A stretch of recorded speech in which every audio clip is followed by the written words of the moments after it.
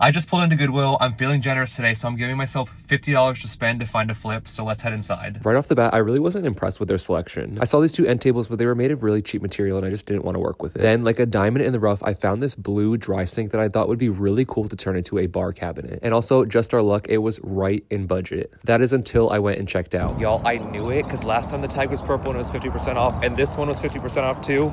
$27. After such a steal, I was so excited to get this thing home and start working on it. I went to my good friend ChatGPT and came up with this idea because I really didn't want to strip the whole thing down. If you saw my last video, I spent so much time getting that yellow paint off the coffee table. I just wanted an easy flip for this one. I say that, and then I started stripping the paint off, and the wood was so beautiful. I know you guys would flame me in the comments if I didn't strip this wood and just painted over it, so we were going all in. However, what I planned to be just like a 2-day flip, now I knew was going to take me at least 4 days to get all this paint stripped off. Luckily, the paint came up pretty easy, and I just used acetone to get any of that residue off after stripping. The real headache was this wasn't like a dresser or a nightstand where I could easily strip it. It was all flat surfaces. There was a lot of detailed areas that just took a lot more time to get clean. At this point in the flip, I kind of regretted asking you guys on my Instagram story whether I should strip it or just paint it, because 90% of you guys told me to strip it, but now I was feeling the pain of the cleanup. I probably spent at least 8 hours out here in the garage trying to get all this gunk and mess up from the wood. But that wood grain looked so pretty, I honestly wasn't even mad about the time I spent on it. This is going to make some people mad, but since I gave you the strip wood, I decided to square off the bottom just to give it a little bit more of a modern flair. My camera stopped recording, but I also cut out this little centerpiece to put glass in later. And what felt like years and years off my life, it was finally time to get sanding. Luckily, since this was an Ethan Allen piece, the whole thing was solid wood and there was no veneer on it, so it sanded down really, really well. I started at a 150 grit and then went to 180 and 220 just to get everything smooth and ready for stain. I'm using Minwax's Pro Series in the color Dark Walnut. I really like this stain because you don't have to precondition the wood at all. You could just go in and start staining right away. I also tried to go with a stain that was not too dark because I really wanted to highlight the wood, especially for how much work I put into it stripping the paint off. I brushed on some gilding wax to the old hardware and then also went in with a wipe-on polyurethane just to seal all my stain in. Now by now you guys probably know I love brass hardware, so I got these knobs that I used in the past to put on the drawer fronts and the door. Then instead of using wallpaper, I decided to go with something different and use these stick-on tiles for the back part of the piece. I routed out the door front so I could inlay some plexiglass. I thought this would be cool so people can kind of show off some of their bottles in the bar cabinet. I also added on these wine glass holders just for an added feature. Now this was definitely a long flip, so as a quick reminder, here is where we started, and it has been a long time since I have been speechless from a flip. To know this piece was sitting in Goodwill covered in blue paint, probably never going to be bought by anybody, to now being totally upcycled with a brand new look is the reason why I love furniture flipping. I think this would be such a cool addition to anybody's space. I'm going to relist it for $400 on Facebook, so let me know what you think, and as always, I will see you guys in the next one.